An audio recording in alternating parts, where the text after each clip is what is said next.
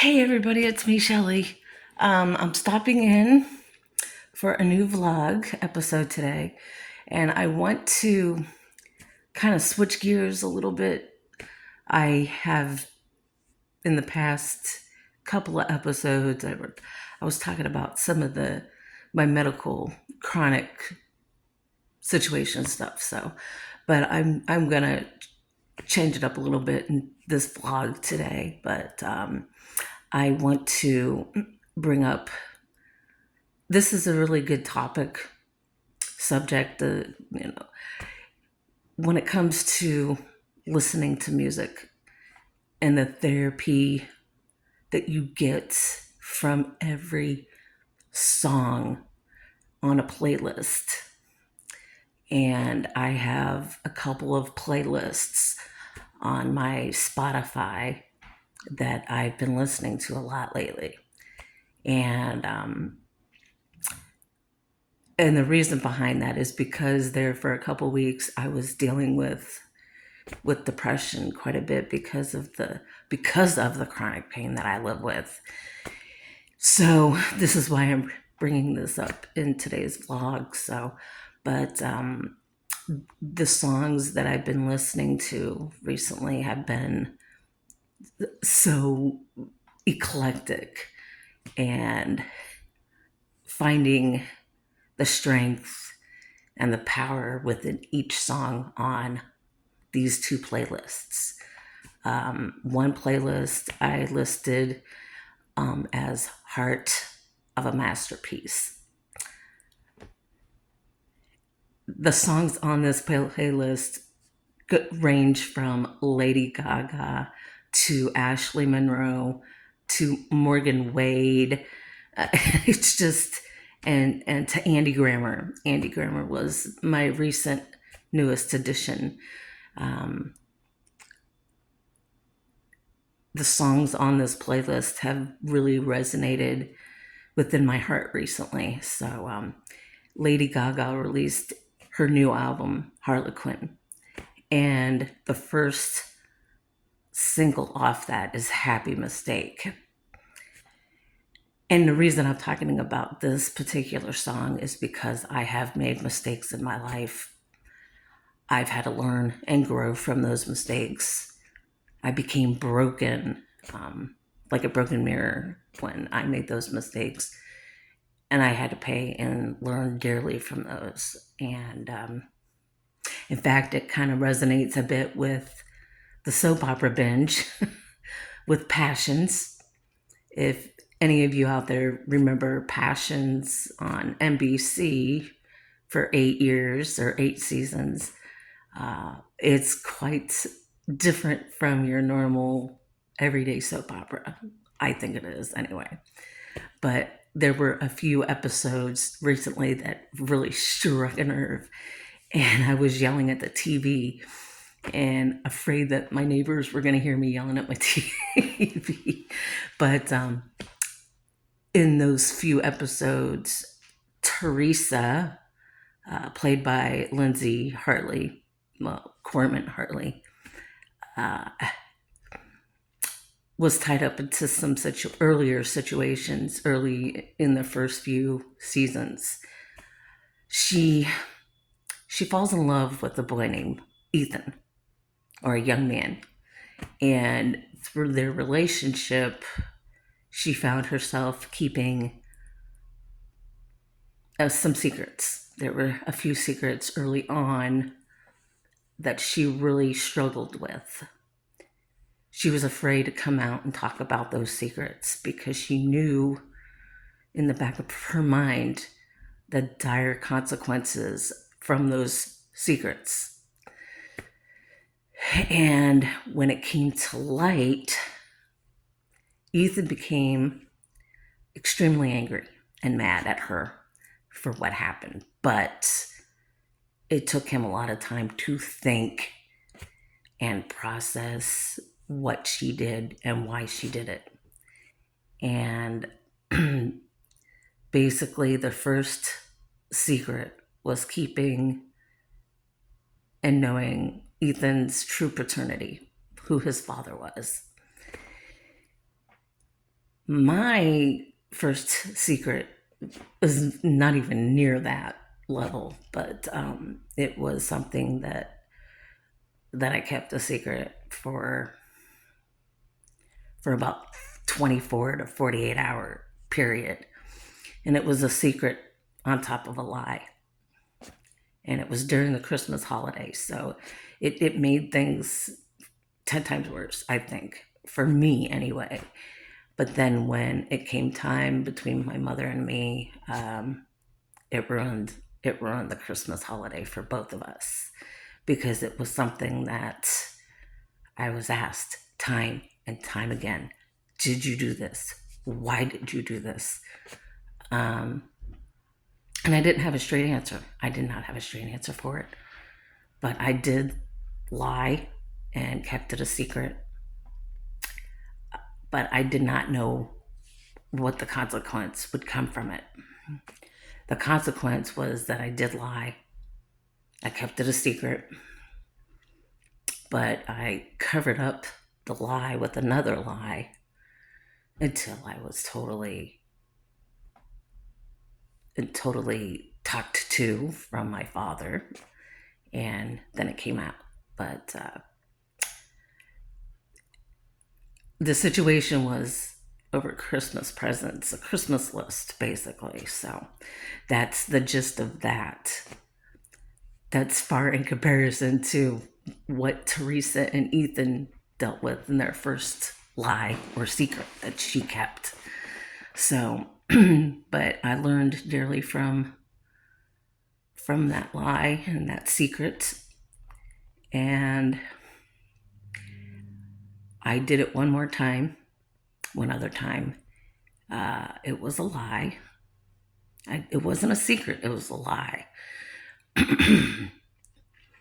And that's what made things bad for me because I was going to replace this item or items that I took without asking. And having that fear in the back of my mind that something bad was going to come out of it. And I was totally wrong. I was totally wrong. I don't know if you experience this, but I know I do because I used to have a lot of negative thinking, so to speak, because I grew up around a lot of that negativity stuff. You wouldn't think that when you see me with these videos because I'm just so, I try to be bubbly and positive and do the affirmations and try to be empowering, but it doesn't always work out that way, fortunately. And so I used to grow up with a lot of this negative mindset because of of a of my father being raised the way that he was raised. So that had a lot of impact on me being around that. And so I used to always go to my safe space when it came to negative thoughts.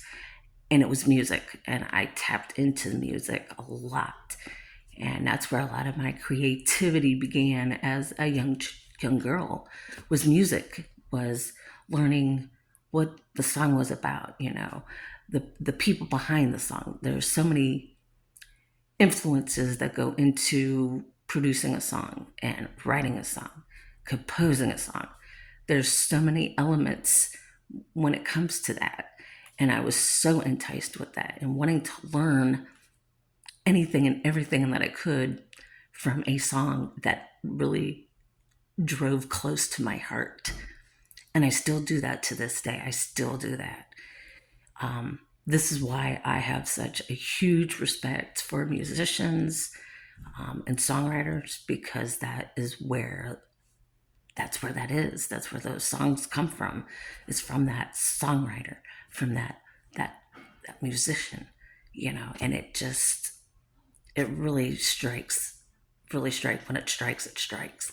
So this is why I've been listening to that playlist a lot lately. And then of course the new Lady Gaga single, Happy Mistake, because of those past mistakes that I had made. And then there were a few others that happened over the past 6 years. So there's a lot of things that went on previously in my life. I've had a hard time talking about it. I still do. It left because of the traumatic event of that mistake. I was diagnosed with PTSD. So I am on medication for that. And so I felt like a broken mirror. I felt like a broken mirror every time I looked at myself in the mirror. I blamed myself for what happened.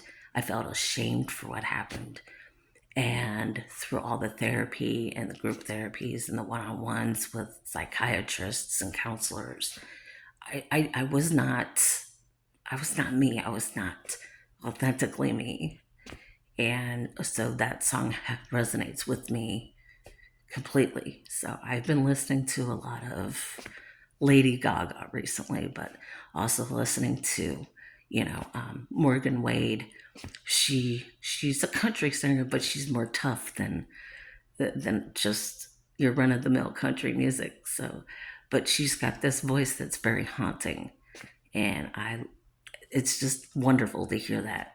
But she's a songwriter in itself, so it's really comforting to me to listen to a songwriter perform their own music, or maybe it's a collaboration with another artist.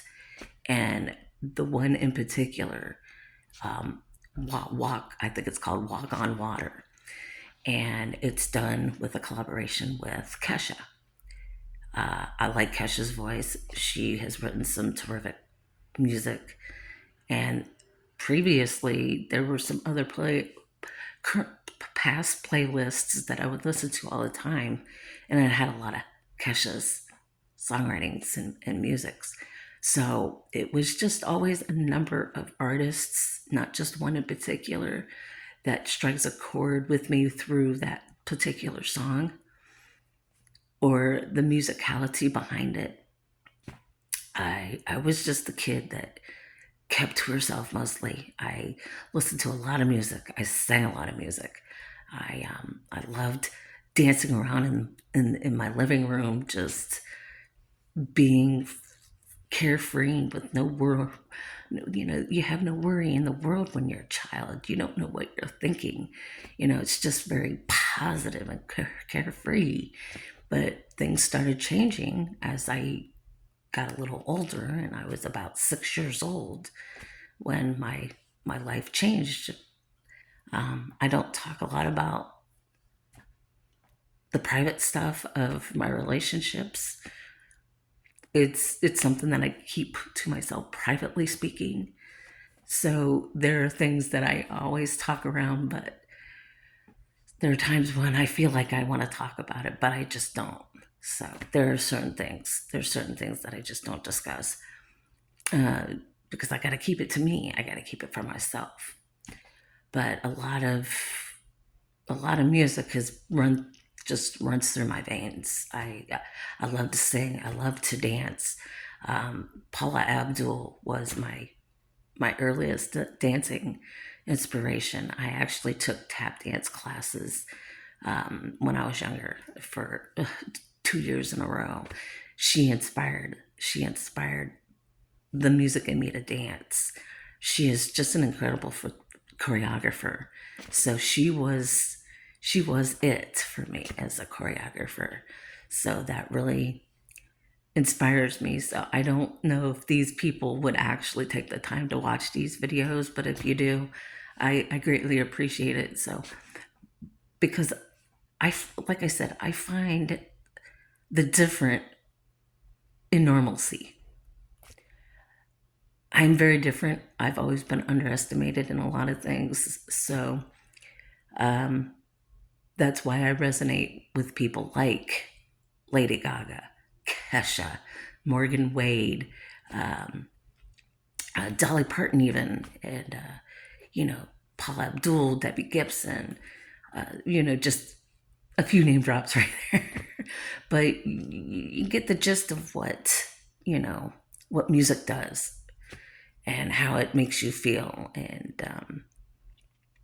it's very therapeutic, and it has been very therapeutic for me recently. So, and I'm feeling more like myself again too.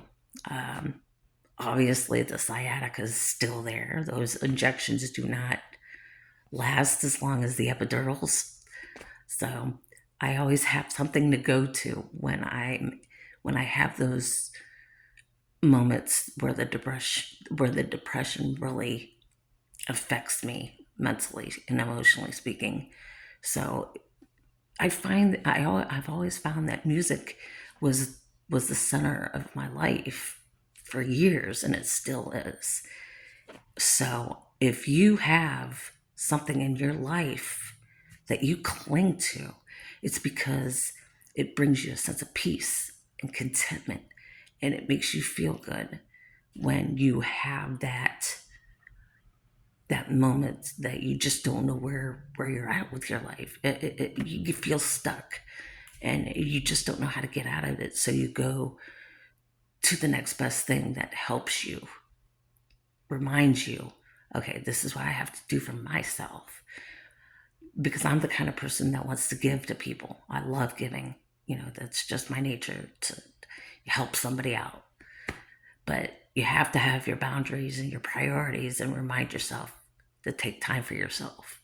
So that's why I came in to talk about that a bit today. So I hope um, I'm able to shed some light into certain things that some people might be afraid to talk about.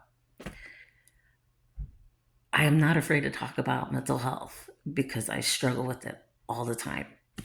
So that is very important to me, to be an advocate for mental health because of my own mental health.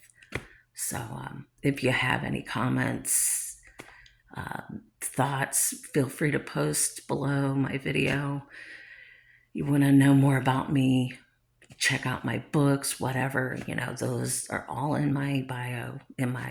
So I always appreciate everybody who comes in and watches these, and hopefully you're able to take something away from it. And next time I come in, I am going to actually give updates on the poetry video series. So I hope everybody has a wonderful day, a terrific weekend. Try to be more self-loving on yourself. That's my thoughts on the day and my words of wisdom that I try to be anyway. So take care, everybody, and next time I'll have some updates.